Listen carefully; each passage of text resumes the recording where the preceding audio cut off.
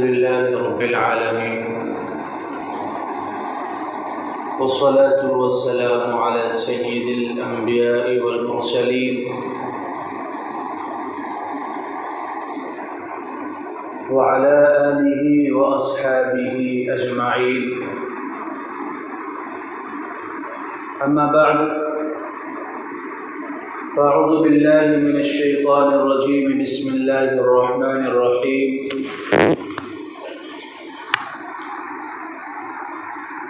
يا أيها الناس اتقوا ربكم إن زلزلة الساعة شيء عظيم، يوم ترونها تذهل كل مرضعة عما أرضعت وتضع كل ذات حمل حملها وترى الناس سكارى وما هم بالسكارى ولكن عذاب الله شديد. وقال النبي صلى الله عليه وسلم: إنما الأعمال بالنيات.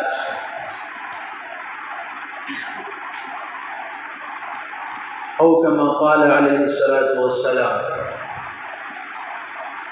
صدق الله مولانا العظيم وصدق رسوله النبي الكريم، ونحن على ذلك لمن الشاهدين والشاكرين، والحمد لله رب العالمين.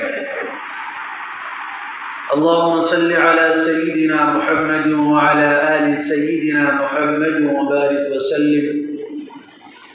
اللهم صل على سيدنا محمد وعلى آل سيدنا محمد وبارك وسلم.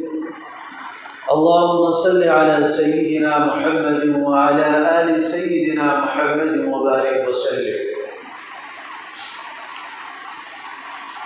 لائق صدر احترام بزرگوں، عزیز ساتھیوں اور دوستوں،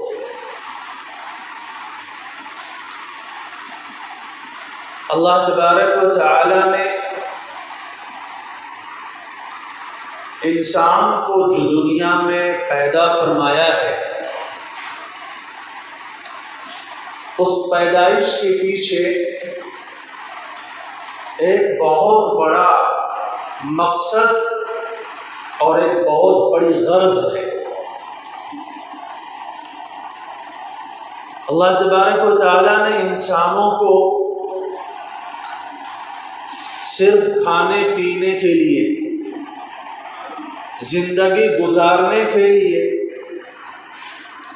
نہیں پیدا فرمایا، بلکہ اللہ تعالیٰ نے انسانوں کو ایک عظیم مقصد کے لیے پیدا کیا ہے، اور وہ مقصد ہے، اللہ تبارک و تعالیٰ نے قرآن کریم کی اس آیت میں بتایا: وَمَا خَلَقْتُ الْجِنَّ وَالْإِنسَ إِلَّا لِيَعْبُدُونِ۔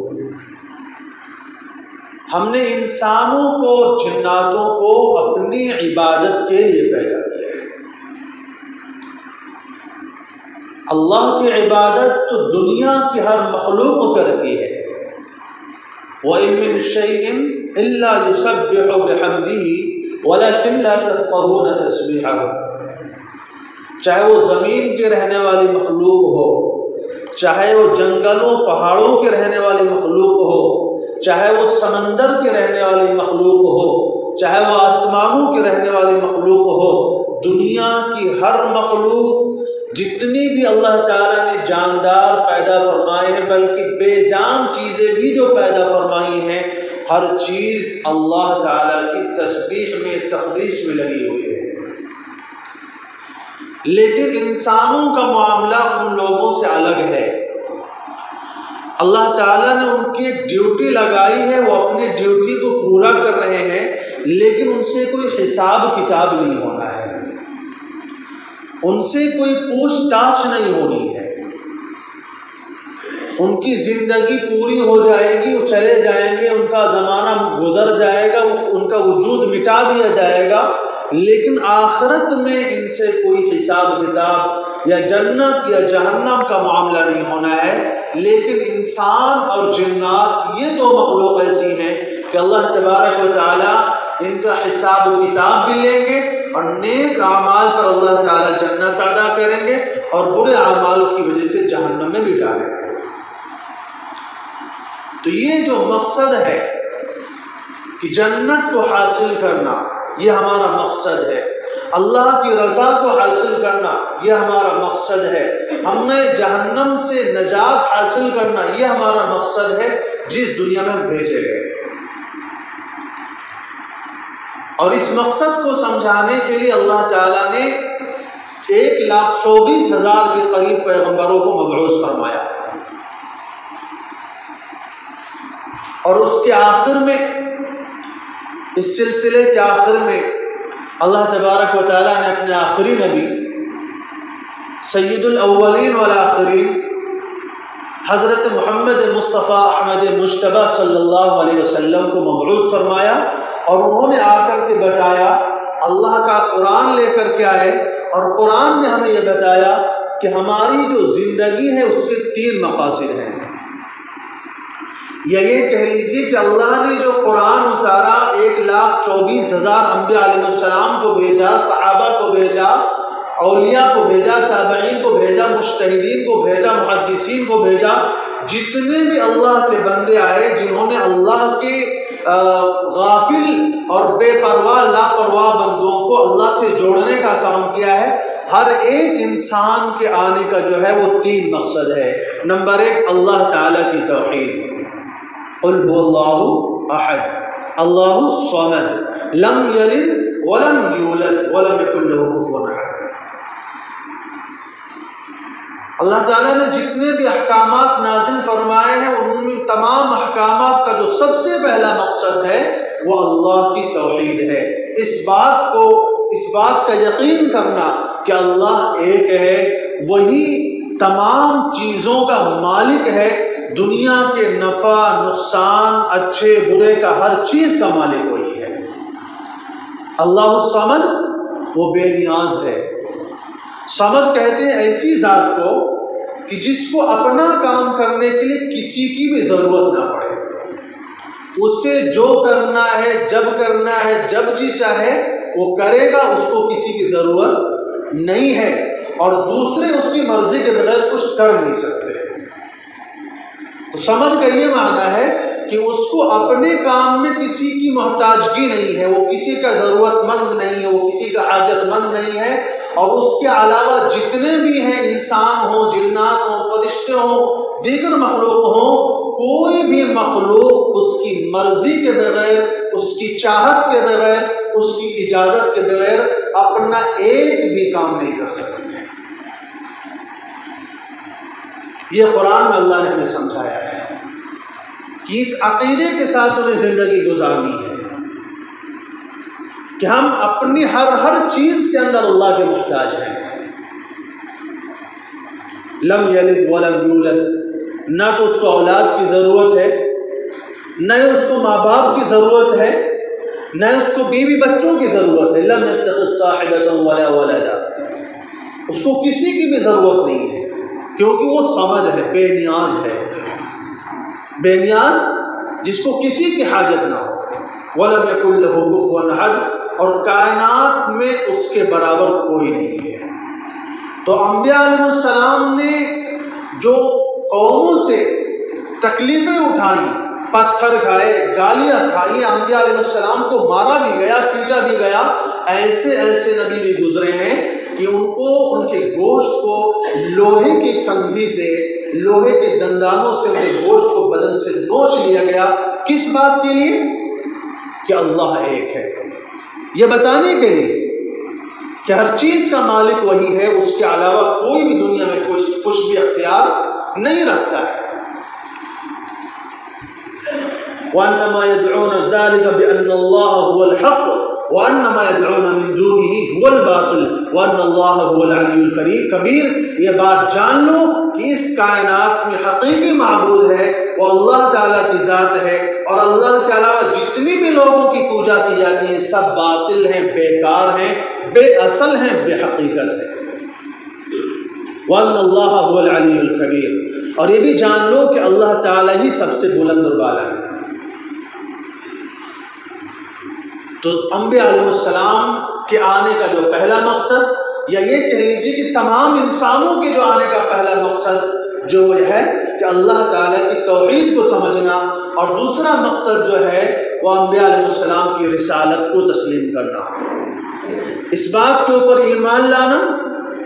آمن الرسول بما انزل الیہ من ربہ والمؤمنون کل آمن باللہ وملائکتہ وکتبہ ورسلہ لا نفرق بین احد من رسلہ، کہ اس بات کے اوپر ایمان لانا کہ اللہ تعالیٰ نے جتنے بھی انبیاء علیہ السلام کو مبعوث فرمایا تھا، تمام کے تمام انبیاء علیہ السلام حق تھے، سچے مذہب کے ساتھ دنیا میں آئے تھے، اللہ تعالیٰ کا پیغام اپنے اللہ کے بندوں کو پہنچایا تھا، اس بات کا یقین کر لینا۔ اور ان کے آخر میں ہمارے نبی حضرت محمد صلی اللہ علیہ وسلم آئے، جن کو اللہ تعالیٰ نے تمام اولاد آدم کا سردار بنایا ہے، تمام انسان و جناتوں کا سردار بنایا ہے، تمام مخلوقات کا سردار بنایا ہے، اور اللہ نے ان کو خاتم النبیین بنایا ہے کہ اب آپ نے جو شریعت، آپ نے جو طریقہ، آپ نے جو قرآن، جو سنت، جو شریعت، جو قانون لا کر کے دیا ہے، اب یہ ہمیشہ کے لیے ہے، دنیا کے لیے بھی ہے، آخرت کے لیے بھی ہے، اب ہمیشہ کے لیے اللہ تبارک و تعالیٰ نے آخری شریعت کی شکل میں، شریعت اسلام کی شکل میں اللہ تعالیٰ نے یہ طریقہ ہمیں عطا فرمایا ہے۔ تو یہ دوسرا مقصد ہے انسانوں کے آنے کا، اور انسانوں کے آنے کا جو تیسرا مقصد ہے وہ ہے بعث بعد الموت، اس بات کا یقین کرنا، اس بات پر ایمان لانا کہ مرنے کے بعد دوبارہ پھر سے پیدا ہونا ہے، مرنے کے بعد پھر سے اٹھایا جانا ہے۔ جتنے بھی انسان دنیا میں آئے، جو مر چکے ہیں، جو زندہ ہیں، جو آگے چل کے پیدا ہونے والے ہیں، قیامت کی صبح تک جتنے بھی انسان دنیا میں آنے والے ہیں، تمام کے تمام انسانوں کو مرنے کے بعد دوبارہ زندہ ہونا ہے۔ تو بعث بعد الموت پر ایمان لانا، یہ اسلام کے تین بنیادی عقائد ہیں: اللہ کی توحید، انبیاء علیہ السلام کی رسالت، نبوت، اور بعث بعد الموت یعنی قیامت کا یقین۔ تو اس مقصد کے لیے اللہ تعالیٰ نے ہمیں پیدا فرمایا ہے، اور اس مقصد کے تحت اللہ تعالیٰ نے یہ ساری کائنات بنائی ہے تاکہ ہم اس کے مطابق اپنے لیے تیاری کریں، اپنی زندگی گزاریں، اور آخرت کے جو مراحل پیش آنے والے ہیں اس کے لیے اپنے آپ کو ہم تیار کر سکیں۔ اور آپ جانتے ہیں کہ اگر کوئی چیز بہت ہی زیادہ اہم ہوتی ہے تو اس کے مختلف نام ہوا کرتے ہیں، اس کو مختلف ناموں سے یاد کیا جاتا ہے۔ آپ دیکھیے اللہ تبارک و تعالیٰ کی ذات کائنات میں سب سے عظیم ہے، تو اللہ تبارک و تعالیٰ کے مختلف نام ہیں، مختلف صفات ہیں۔ رسول اللہ صلی اللہ علیہ وسلم کے مختلف نام ہیں، ان الاسماء، رسول اللہ صلی اللہ علیہ وسلم فرماتے ہیں میرے اللہ نے بہت سارے نام بنائے۔ تو ایسی قیامت بھی ایک اہم چیز ہے، اس لیے قرآن کریم میں قیامت کو بھی مختلف ناموں سے یاد کیا گیا ہے۔ کہیں پر اللہ تعالیٰ فرماتے ہیں وَأَنذِرْهُمْ يَوْمَ الْحَسْرَةِ إِذْ قُضِيَ الْأَمْرُ، کہ ان کو یوم الحسرت کے دن سے ڈرائیے۔ یوم الحسرت کا مطلب افسوس کا دن، جس دن بدعمل انسان، بے نمازی انسان، سود خور، رشوت خور، زنا کرنے والا، شراب پینے والا حسرت کرے گا، افسوس کرے گا، بغیر ایمان کے دنیا سے جانے والا، بغیر توبہ کے مرنے والا انسان افسوس کرے گا اور کہے گا کاش کہ میں مسلمان ہو جاتا، کاش کہ میں توبہ کر لی ہوتی، کاش کہ میں نے اپنے اعمال کو درست کر لیا ہوتا۔ تو قیامت کے دن کو حسرت کا دن کہا ہے۔ ایک جگہ فرماتے ہیں یوم یجمعکم لیوم الجمع ذالک یوم التغابن، وہ قیامت کا دن جس دن اللہ تعالیٰ سب کو جمع فرمائیں گے وہ یوم التغابن ہے۔ یوم التغابن کس کو کہتے ہیں؟ نفع نقصان کا دن، کہ کچھ لوگ اس دن نفع اٹھانے والے ہوں گے اور کچھ لوگ اس دن نقصان اٹھانے والے ہوں گے۔ نفع اٹھانے والے کون ہیں؟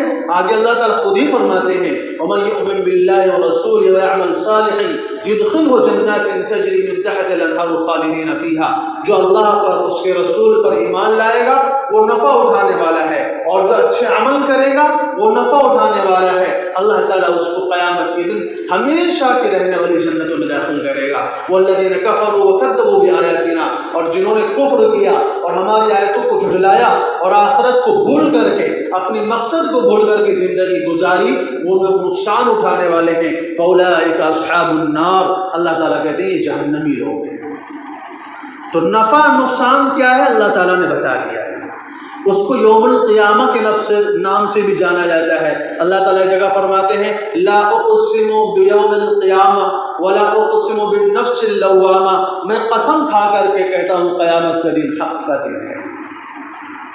ایحسب الانسان ان لن نجمع عظامہ، اللہ تعالیٰ کہتے ہیں انسان نے سمجھا کیا ہے، انسان یہ سمجھتا ہے کہ ہم دنیا کی زندگی گزار کر بس مر جائیں گے، ہمیں چھٹکارا مل جائے گا، ہمیں جو ہے فرصت مل جائے گی، ہمارا کوئی حساب و کتاب نہیں ہوگا، ہمیں دوبارہ پیدا نہیں کیا جائے گا، کیا ہمارے اعمال کے بارے میں پوچھ تاچھ نہیں کی جائے گی، ہماری زندگی کے ایک ایک پل کے بارے میں اللہ تعالیٰ کہتے ہیں حساب لیں گے۔ ایحسب الانسان ان لن نجمع عظامہ، کیا تم سمجھتے ہو کہ جب تم مر کر مٹی میں مل جاؤ گے تو کیا ہم تمہاری ہڈیوں کو زندہ نہیں کریں گے؟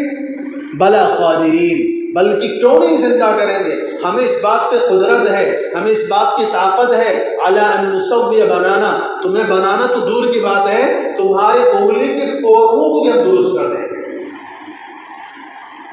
آج کی ٹیکنالوجی نے اس بات کو ثابت کیا کہ اللہ تعالیٰ نے ہر انسان کی انگلیوں کے اندر جو نشانات بنائے ہیں وہ ایک انسان کے نشانات دوسرے سے میچ نہیں کرتے ہیں۔ بلا قادرین علی ان نسوی بنانا، قرآن نے اس بات کو 1400 بلکہ 1500 سال پہلے بات سمجھا دیا تھا۔ بلا قادرین علی ان نسوی بنانا، اور فرمایا بل یود الانسان، انسان تو یہ چاہتا ہے کہ وہ آئندہ کی زندگی میں یحجر امامہ، کہ آئندہ کی زندگی میں فسق و فجور کی زندگی گزارتا رہے، اس لیے پوچھتا ہے یسأل ایان یوم القیامہ، یہ قیامت کا دن کب آئے گا؟ فرمایا کلا لا وزر الی ربک یومئذ المستقر، یاد رکھو قیامت کا دن ضرور آئے گا، اور یہ ایسا دن ہوگا جب بھاگنے کی گنجائش نہیں ہوگی۔ دنیا میں جرم کرتے ہو، دنیا میں کوئی عمل کرتے ہو، کوئی گناہ کرتے ہو تو تم بھاگ کر کے چھپ جاتے ہو اور گم ہو جاتے ہو، راز نگاہوں سے چھپ جاتے ہو، لیکن قیامت کے دن لا وزر الی ربک یومئذ المستقر، فرمایا چھپنے کی کوئی جگہ نہیں ہوگی، تمہارے رب کے پاس ہی پہنچنا ہوگا۔ تو عرض یہ کر رہا تھا کہ قیامت کا نام ایک کیا ہے؟ یوم القیامہ ہے، ایک نام اللہ تعالیٰ نے اس کو یوم الوعید کے نام سے فرمایا، وعدے کا دن۔ وجاءت سکرۃ الموت بالحق، اللہ تعالیٰ کہتے ہیں موت کی سختیاں حق کے ساتھ آ گئی۔ ذالک ما کنت منہ تحید، یہ وہی دن ہے جس سے تو بدکتا رہتا تھا، بھاگتا تھا۔ انسان موت سے بھاگتا رہتا ہے، زندگی کو بچاتے بچاتے بچاتے بچاتے ایک دن موت کے حوالے کر دیتا ہے۔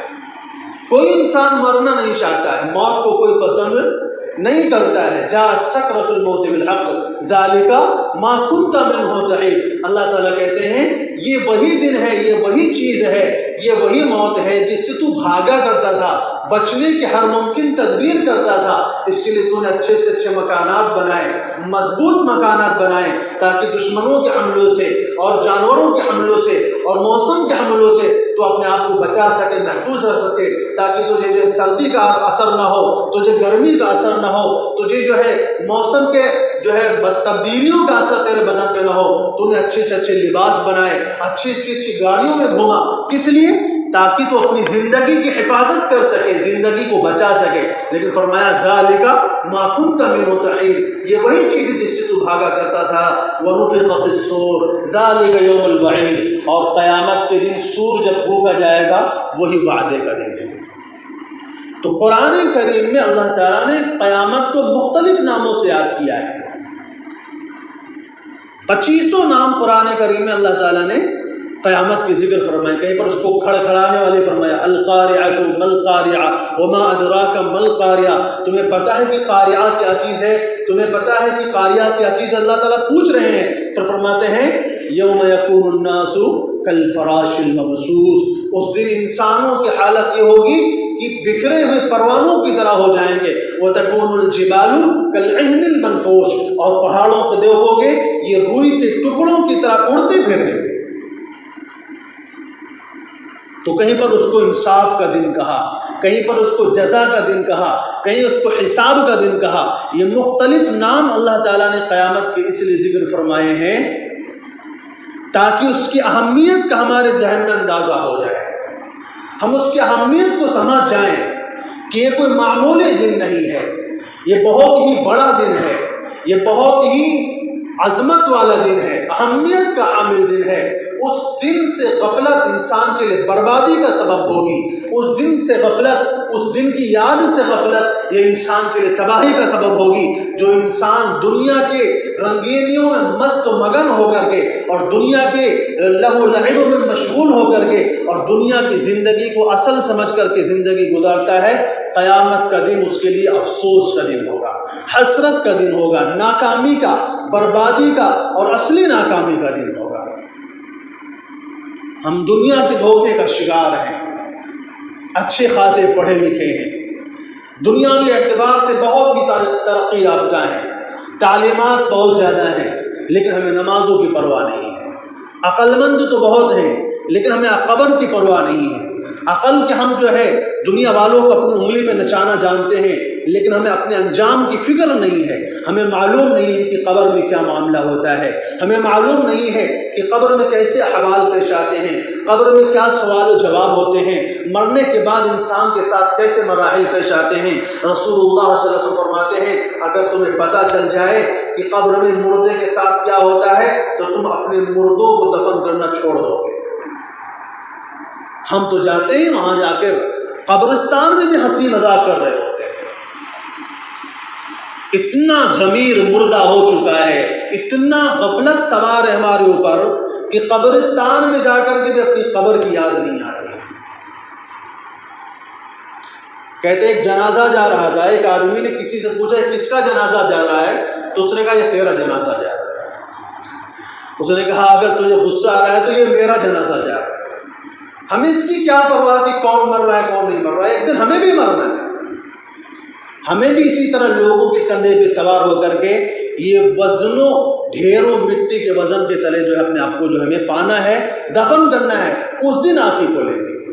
الناس نیام اذا ماتوا اذا انتبہوا، کہ اذا ماتوا انتبہوا اذا ماتوا، کہ لوگ سو رہے ہیں، لوگوں کی آنکھیں بھی بند ہیں، ابھی آخرت کے حوال سامنے نہیں ہے، ابھی آخرت کا منظر سامنے نہیں ہے، ابھی قبر کا منظر سامنے نہیں ہے، اس لیے آخرت سے بے خبر ہو کر کے سو رہے ہیں. جیسے ہی موت آئے گی سارا منظر کھل کر سامنے آ جائے گا، آنکھیں کھل جائیں گی، ہوش ٹھکانے آ جائے گا. اللہ تعالیٰ کہیں گے کہ فرماتے ہیں یوم فکشفنا عنک غطاءک فبصرک اليوم حدید، کہ آج میں نے تیری آنکھوں کے پردے کھول دیے ہیں، آج تیری آنکھ بہت تیز دیکھ رہی ہے. جن چیزوں سے تو غفلت کا شکار تھا، بے خبری کا شکار تھا، آج وہی چیزیں تیرے سامنے آ چکی ہیں. تو عرض یہ کر رہا تھا کہ قیامت کا دن کتنا بڑا دن ہے کہ اللہ تبارک و تعالیٰ نے خود اس کو عظیم کہا ہے.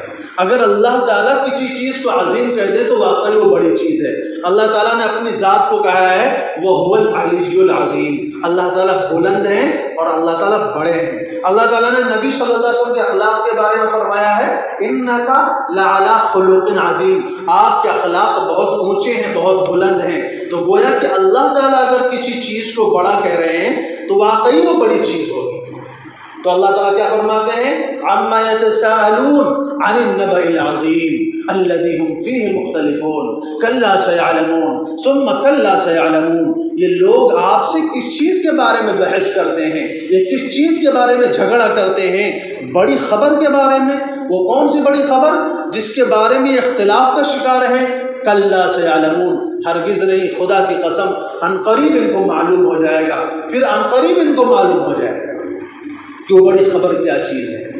قرآن کریم میں اللہ تعالیٰ نے بہت سارے عجیب چیزوں کو بیان فرمایا ہے لیکن کسی چیز کو بڑی خبر نہیں کہا. اللہ تعالیٰ نے قوم نوح کے ہلاکت کا واقعہ واقعہ بیان فرمایا، لیکن اس کو بڑی خبر نہیں کہا۔ قوم نوح کے اوپر جب ساری عذاب آیا، ساری دنیا میں پانی کا طوفان آ گیا، ساری دنیا کے انسان مر گئے سوائے ان لوگوں کے جو نوح علیہ السلام کے ساتھ کشتی میں سوار تھے۔ فرماتے ہیں اگر اس دن اللہ تعالیٰ کو کسی پر رحم آنا تھا تو ایک عورت پر رحم آتا جو اپنا دودھ پیتا بچہ لے کر بھاگ رہی تھی اور پہاڑ کی چوٹی پر چڑھ رہی تھی، اس خیال سے اور اس امید پر کہ میں پہاڑ کی چوٹی پر چڑھ جاؤں گا تو میں اپنے بچے کو بچا لوں گی، لیکن پانی کا تھپیڑا آتا ہے تو وہ پانی میں جب ڈوبنے لگتی ہے اپنے بچے کو سر کے اوپر اٹھا لیتی ہے کہ کسی طرح بچہ بچ جائے گا، لیکن اس دن وہ اپنے بچے کو بچا نہ سکی۔ وہ دن تھا، لیکن اللہ تعالیٰ نے اس واقعے کو بھی بڑی خبر نہیں کہا۔ سارے انسان دنیا سے مٹا دیے گئے تھے سوائے ان لوگوں کے جو نوح علیہ السلام کے ساتھ کشتی میں سوار تھے۔ قوم نوح کی ہلاکت کا واقعہ قوم عاد کی ہلاکت کا واقعہ اللہ نے بیان فرمایا قرآن میں، فرمایا اما عاد فاهلكوا بريح صرصر عاتية سخرها عليهم 7 ليال و8 أيام حسوما فترى القوم فيها صرعا۔ قوم عاد جن کے قد بڑے لمبے لمبے ہوا کرتے تھے، کھجوروں کے جیسے ان کے قد تھے، اور وہ کہا کرتے تھے من اشد منا قوة، ہم سے زیادہ طاقتور کون ہے، ہم سے زیادہ پاورفل کون ہے؟ لیکن اللہ تعالیٰ فرماتے ہیں اولم يروا ان اللہ الذي خلقهم هو اشد منهم قوة، ان بیوقوفوں کو پتہ نہیں ہے کہ جس نے ان کو بنایا ہے وہ ان سے زیادہ طاقتور ہے۔ اللہ تعالیٰ نے ان کے اوپر آندھی کا عذاب بھیجا، سخرها عليهم 7 ليال و8 أيام، 7 رات 8 دن مسلسل آندھی چلتی رہی۔ اللہ تعالیٰ کہتے ہیں تنزع الناس كأنهم أعجاز نخل منقعر، اللہ تعالیٰ ان کو اکھاڑ کر ایسے پھینکتی تھی، اور جو ان کے جب بدن اڑتے جاتے تھے تو 40 60 ہاتھ کے ان کے قد ہوا کرتے تھے، اور وہ جب بدن کے بل جب اپنے سر کے بل گرتے تھے تو سر الگ گرتا تھا، دھڑ الگ گرتا تھا۔ قوم سمود جس نے پہاڑوں کو تراش کر کے گھر بنائے، آج بھی ان کے مکانات اس بات کی گواہی دیتے ہیں۔ آپ جائیے عرب کے ملک میں، آپ ام القریٰ میں جائیے، دیکھیے سمود کے کھنڈرات آج بھی اس بات کی گواہی دیتے ہیں۔ اس قوم نے پہاڑوں کو تراش کر کے اپنے مکانات بنائے تھے۔ اس نے دیکھا تھا کہ قوم عاد کو آندھی سے اڑایا گیا تھا، لہذا ہم پہاڑوں میں مکان بنائیں گے، ہمیں پہاڑوں کو ہلاک نہیں کر سکے گا۔ اللہ تعالیٰ ثمود الذین جابوا الصخر بالواد، اور کہ سمود جو تھے یہ فرعون یہ جو ہے پہاڑوں کو تلاش کر کے تراش کر کے جو ہے اس میں گھر بنایا کرتے تھے، اور وہی سمجھتے تھے کہ ہمارا گھر محفوظ ہے، اب ہم اللہ کے عذاب سے محفوظ رہ جائیں گے۔ اللہ تعالیٰ نے ان کے اوپر ایک چیخ بھیجی جس کی سے ان کے کلیجے پھٹ گئے اور اپنی گھروں کے اندر وہ گر کے رہ گئے۔ لیکن اللہ تعالیٰ نے اس کو بھی بڑی خبر نہیں کہا۔ اللہ تعالیٰ نے قوم لوط کی ہلاکت کا واقعہ بیان فرمایا کہ قوم لوط جس کو اللہ تعالیٰ نے جس کی آبادی کو زمین سے اکھاڑ کر کے آسمان پر لے کے گئے اور آسمان سے پلٹ دیا گیا، اوپر سے پتھروں کی بارش کر دی گئی، لیکن اس کو بڑی خبر نہیں کہا۔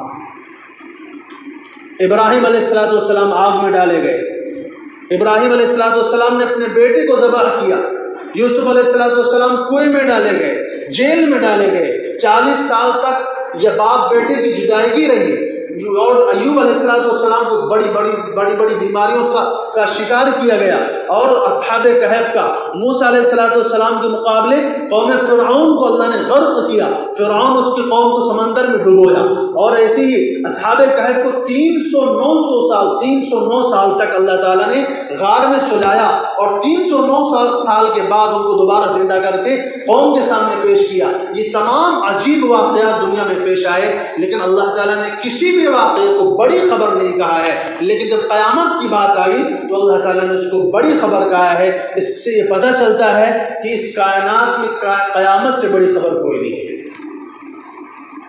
قیامت سے زیادہ ہولناک چیز کوئی نہیں ہے۔ فرماتے ہیں ایک روایت میں آتا ہے کہ ایک دن رسول اللہ صلی اللہ علیہ وسلم فجر کی نماز پڑھا کر کے ممبر پر تشریف لے گئے، قیامت کے حوال کو، قیامت کی علامات کو، نشانیوں کو بیان کرتے رہے یہاں تک کہ ظہر کا وقت ہو گیا۔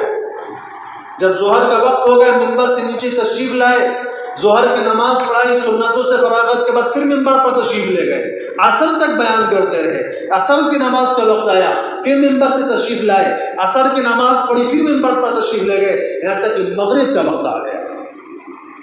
فرماتے ہیں جس نے جو یاد کیا وہ یاد رہا، جس کو جو بھول گئے وہ بھول گیا، لیکن قیامت تک، قیامت کے بعد جو کچھ بھی احوال پیش آنے والے تھے رسول اللہ صلی اللہ علیہ وسلم نے گویا کہ پورا دن خطبہ بیان فرمایا، فجر سے لے کر کے مغرب تک بیان فرمایا۔ ایک بھی صحابی کو اعتراض نہیں ہوا، ایک بھی صحابی کو تکلیف نہیں ہوئی۔ کیوں؟ وہ موضوع کی اہمیت کو سمجھتے تھے، وہ موضوع کی حقیقت کو جانتے تھے کہ واقعی جو باتیں بیان کی جا رہی بڑی اہم چیزیں ہیں، ان سے غفلت انسان کے لیے تباہی کا سبب ہوگی، ان سے غفلت انسان کے لیے بربادی کا سبب ہوگی۔ قرآن کریم میں اللہ تعالیٰ نے بہت سارے مقامات پر قیامت کے حوال کو بیان فرمایا ہے۔ اذا وقعت الواقعہ لیس لوقعتها کاذبہ، فرماتے ہیں جب ہو جانے والی چیز ہو جائے گی اور اس کو کوئی ٹال نہیں سکتا۔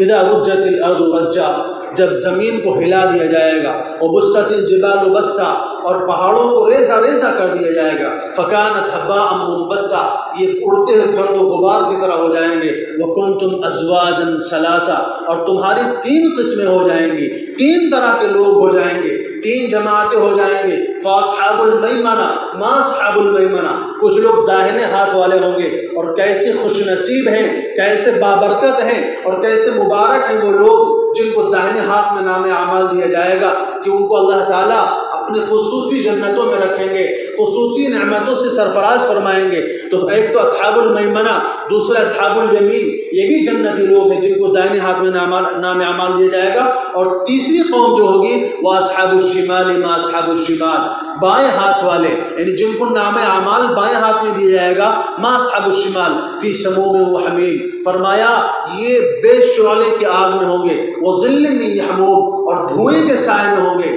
اور فرمایا طرح طرح کے عذاب کا شکار ہوں گے، طرح طرح کی جو ہے مشکلات کا شکار ہوں گے۔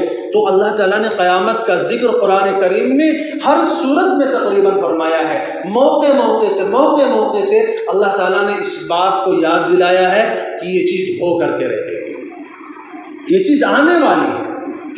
اسی وجہ سے جناب رسول اللہ صلی اللہ علیہ وسلم، آپ کے صحابہ، آپ کے ماننے والے، آپ کے جان نثار قیامت کے دن سے ڈرا کرتے تھے، قیامت کے دن کا خوف دل میں رکھتے تھے۔ قیامت کے دن کا عالم کیا تھا؟ خوف کا عالم کیا تھا؟ کہ رسول اللہ صلی اللہ علیہ وسلم فرماتے ہیں یا لیت رب محمد لم یخلق محمدا، بتائیے جس کے لیے کائنات بنائی گئی ہو، اللہ تعالیٰ نے جس کے لیے کہہ دیا ہو کہ اگر آپ نہ ہوتے تو اس کو ہم پیدا ہی نہیں کرتے، نہ جنت بناتے نہ جہنم بناتے، وہ ذات کیا کہہ رہی ہے، وہ ذات کیا فرما رہی ہے؟ فرماتے ہیں یا لیت رب محمد لم یخلق محمدا، کہ قیامت کے دن کی پیشی سے گھبرا کر کے کیا فرماتے ہیں؟ کاش کہ محمد کے رب نے محمد کو پیدا ہی نہ کیا ہوتا۔ ابو بکر صدیق، جس ذات کو نبی کی زبان سے، زبان رسالت سے دنیا میں جنت کی بشارت مل چکی ہو، جس ذات کے بارے میں رسول اللہ صلی اللہ علیہ وسلم نے فرمایا ہو کہ میں نے ہر انسان کے احسان کا بدلہ لوٹا دیا ہے سوائے ابو بکر کے احسان کے، کہ ابو بکر کے احسان اللہ تعالیٰ قیامت کے دن لوٹائیں گے۔ وہ ابو بکر کیا کہتے تھے؟ یا لیتنی کنت عصفورا، کاش کہ میں پرندہ ہوتا، کاش کہ میں چڑیا ہوتا۔ کبھی کہتے تھے کاش کہ میں مومن کے بدن کا ایک بال ہوتا، کبھی کہتے تھے کہ میں گھاس کا ایک ٹکڑا ہوتا، کبھی کہتے تھے درخت کا ایک پتا ہوتا، اور کبھی کہتے تھے کہ کاش کہ میری جان ماں نے مجھے جنا ہی نہ ہوتا۔ خوف کا یہ عالم تھا۔ عمر بن خطاب رضی اللہ تعالیٰ عنہ، جن کو رسول اللہ صلی اللہ علیہ وسلم نے اللہ سے مانگ کر کے لیا، اللہم اعز الاسلام بعمر بن الخطاب، اللہ اسلام کو عزت عطا فرما عمر بن خطاب کے ذریعے۔ وہ عمر بن خطاب کے خوف کا یہ عالم تھا۔ فرماتے ہیں ایک رات راستے سے گزر رہے تھے، مدینے کی گلیوں میں گشت لگا رہے تھے، ایک گھر سے آواز آتی ہے، ایک ماں اپنی بیٹی سے کہتی ہے بیٹی بکری نے دودھ دے دیا۔ کہاں دودھ دے دیا؟ کتنا دودھ دیا ہے؟ کہا تھوڑا کم دیا ہے۔ کہا اچھا کوئی بات نہیں، اس میں تھوڑا پانی ملا دے۔ اس نے کہا نہیں، امیر المومنین نے پانی ملانے سے منع کیا ہے، عمر بن خطاب نے دودھ میں پانی ملانے سے منع کیا ہے۔ تو فرماتے ہیں وہ اس کی ماں کہتی ہے اس وقت امیر المومنین کہاں موجود ہے؟ عمر رضی اللہ تعالیٰ عنہ گھر کے باہر سن رہے ہیں، ماں بیٹی کو کیا کہہ رہی ہے کہ اس وقت امیر المومنین موجود تھوڑی، وہ دیکھ تھوڑی رہے ہیں، تو دودھ میں پانی ملا دے۔ تو بیٹی کہتی ہے اگر امیر المؤمنین موجود نہیں ہے تو کیا ہوا، امیر المؤمنین کا رب تو موجود ہے، اس کا خدا تو دیکھ رہا ہے، لہذا میں پانی نہیں ملا سکتی۔ عمر بن خطاب رضی اللہ تعالیٰ عنہ گھر واپس آ جاتے ہیں، صبح ان گھر والوں کی تحقیق کرواتے ہیں، پتہ چلتا ہے یہ بات کہنے والی ایک کنواری ایک نوجوان لڑکی تھی جس کے دل میں اللہ کے خوف کا یہ عالم تھا، اپنے بیٹے سے اس کی شادی کروا دیتے ہیں۔ اور جب بھی آپ جو ہے خلافت کے لیے جاتے ہیں، جب بھی آپ حکومت کے لیے گھر سے نکلتے ہیں، فیصلے کے لیے گھر سے نکلتے ہیں، جب بھی صبح گھر سے تیار ہو کر کے نکلتے ہیں تو اس سے اپنی بیٹی اپنی بہو سے کہتے ہیں مجھے ایک بات یاد دلا دیا کر، مجھے ایک بات یاد دلا دیا کر۔ وہ بہو کہتی ہے میں آپ کو کون سی بات یاد دلاؤں؟ تو عمر بن خطاب رضی اللہ عنہ کہتے ہیں تو مجھے صرف اتنا بتا دیا کر کہ عمر نہیں دیکھ رہا تو کیا ہوا، عمر کا خدا تو دیکھ رہا ہے، عمر نہیں دیکھ رہا ہے تو کیا ہوا، عمر کا خدا تو دیکھ رہا ہے۔ عبداللہ بن مسعود رضی اللہ تعالیٰ عنہ صحابی رسول ہیں، خوف کا یہ عالم ہے کہ تمنا کیا کرتے ہیں کہ کاش کہ میری ماں نے مجھے پیدا نہ کیا ہوتا۔ ایسی اور بھی اللہ والوں کے واقعات موجود ہیں جو اس بات سے ڈرتے تھے، بے خبر نہیں تھے، ہماری اور آپ کی طرف غفلت والے نہیں تھے، ہمارے اعمال کی حیثیت کیا ہے ان کے سامنے، ان کے کردار کے سامنے، ان کے اعمال کے سامنے، ان کی عبادتوں کے سامنے، ان کے اخلاق کے سامنے ہماری اور آپ کی حیثیت کیا ہے؟ ہم اور آپ غفلت میں زندگی گزارتے ہیں، بے خبری کی زندگی گزارتے ہیں، بے نمازی کی زندگی گزارتے ہیں، سود رشوت حرام کاری کی زندگی گزارتے ہیں، ہمارے دن بھی گناہوں میں گزرتے ہیں، راتوں بھی گناہوں میں کٹتی ہیں، ہمیں آخرت کا خوف نہیں ہے، آخرت کے دن کا ہمیں احساس نہیں ہے، ہمیں آخرت کے دن کا لحاظ نہیں ہے، ہمیں آخرت دن کی یاد نہیں ہے کہ آخرت کا دن کون سا دن ہوگا۔ یہ وہ دن ہوگا جس دن کے بارے میں ایسے لوگ جن کو رسول اللہ کی زبان سے جنت کی بشارت مل چکی ہو، مغفرت کی بشارت مل چکی ہو، وہ لوگ اس دن سے تھرتھرایا کرتے تھے، کانپا کرتے تھے۔ فرماتے ہیں جب حساب کا دن آئے گا اللہ تبارک و تعالیٰ غصے میں ہوں گے۔ یہ واقعہ میں پہلے بھی بتا چکا ہوں، اس لیے اس واقعے کے تفصیل میں نہیں جانا چاہتا کہ رسول اللہ صلی اللہ علیہ وسلم جب سفارش شروع فرمائیں گے اور سفارش جب اللہ تعالیٰ قبول فرمائیں گے تو اللہ تعالیٰ کہیں گے کسی کو حساب کے لیے بھیجیے۔ اب یہ وہ دن ہوگا کہ ہر ایک کا پتا پانی ہو جائے گا، انبیاء بھی علیہ السلام تھرتھرا رہے ہوں گے، ہر نبی اپنا کوئی نہ کوئی عذر یاد کر کے کانپ رہا ہوگا اور اپنے بارے میں ڈر رہا ہوگا اور نفسی کا عالم ہوگا، ہر نبی اپنے بارے میں جو ہے فکر مند ہو رہا ہوگا۔ اس وقت اللہ تعالیٰ کیا فرمائیں گے کہ لائیے کسی کو حساب کے لیے پیش کرو، حساب شروع کیا جائے گا۔ اب رسول اللہ صلی اللہ علیہ وسلم ابو بکر صدیق کے پاس آئیں گے، جائیے آپ حساب دیجیے اللہ تعالیٰ کو۔ ابو بکر رضی اللہ عنہ کا معذرت کریں گے، اللہ کے رسول میری زندگی کا اکثر حصہ کفر میں گزرا ہے، میں تو اپنے آخری عمر میں اسلام لایا تھا، میں تو آخری عمر میں ایمان قبول کیا تھا، لہذا مجھے حساب کے لیے پیش نہ کیجیے۔ لیکن اللہ تعالیٰ رسول اللہ صلی اللہ علیہ وسلم فرمائیں گے نہیں ابو بکر جائیے آپ اللہ کے سامنے حساب دیجیے۔ ابو بکر رضی اللہ تعالیٰ عنہ جائیں گے، اللہ کے سامنے سجدے میں گر جائیں گے، اللہ تعالیٰ کہیں گے ابو بکر تمہیں پریشان ہونے کی ضرورت نہیں ہے، میں نے دنیا میں تمہارے بارے میں کہہ دیا تھا وَلَسَوْفَ إِلَّا ابْتِغَاءَ وَجْهِ رَبِّ الْأَعْلَى وَلَسَوْفَ يَرْضَى کہ اللہ تعالیٰ ابو بکر کو اتنا عطا کرے گا کہ ابو بکر خوش ہو جائے گا، ابو بکر راضی ہو جائے گا اللہ سے۔ چنانچہ فرماتے ہیں اللہ تعالیٰ کہیں گے کہ ابو بکر میرے محبوب نے دنیا میں کہا تھا کہ میں نے سارے انسانوں کے احسانات کا بدلہ دے دیا ہے، لیکن ابو بکر کے احسان کا بدلہ میں ابھی تک نہیں ادا کر سکا ہوں، قیامت کے دن میرا اللہ ابو بکر کے احسان کا بدلہ ادا کرے گا، چونکہ میری محبوب نے آپ کے بارے میں بات فرمایا تھا، اس لیے جائیے آپ کے لیے میں نے جنت کے 8 دروازے کھول دیے ہیں، جنت کے جس دروازے سے چاہیے اب جنت میں داخل ہو جائے۔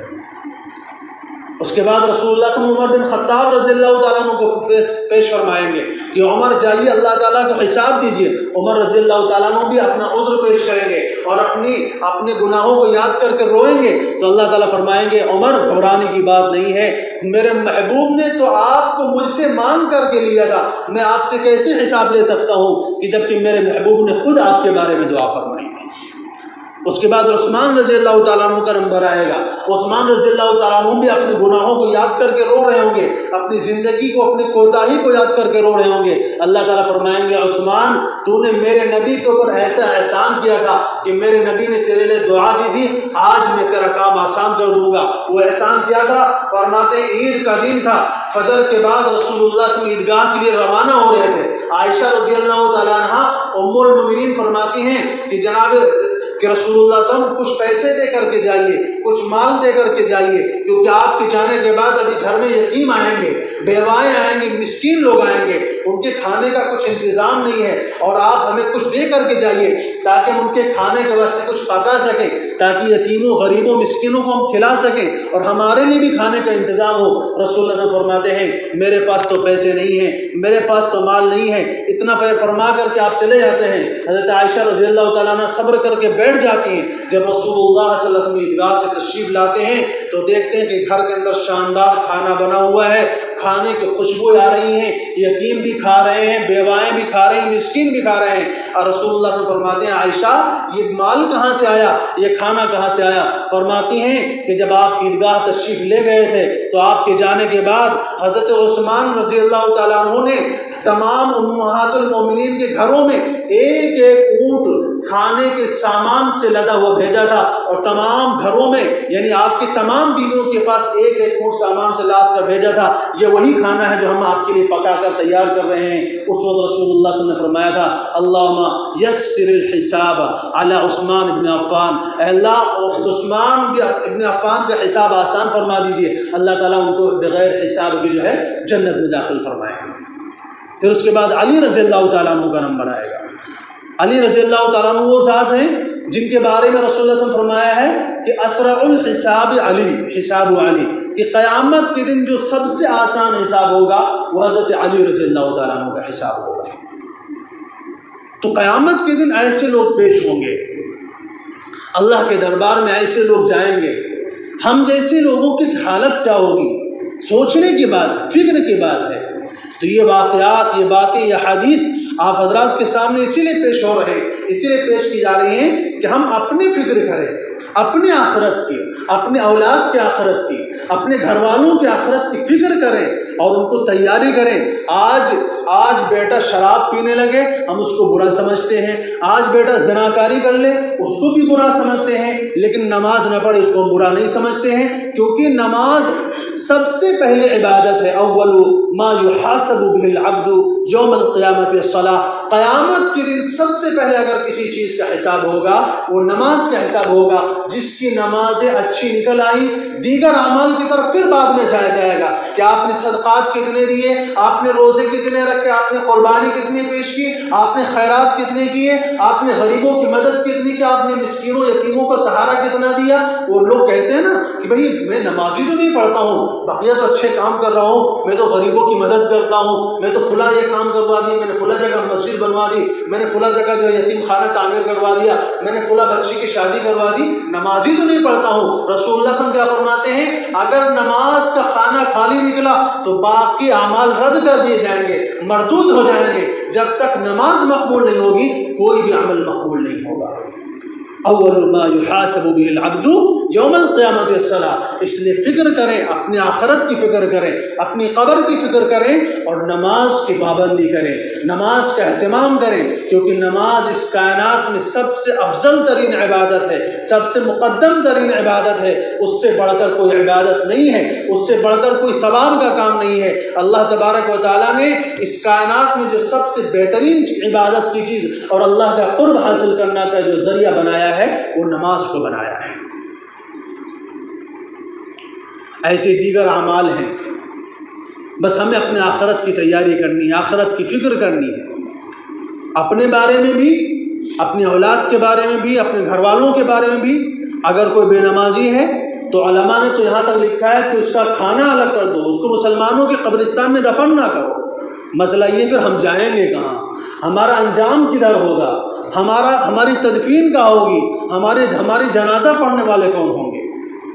اس لیے میرے دوستو, غفلت کی زندگی خسارے کی زندگی ہے, بربادی کی زندگی ہے.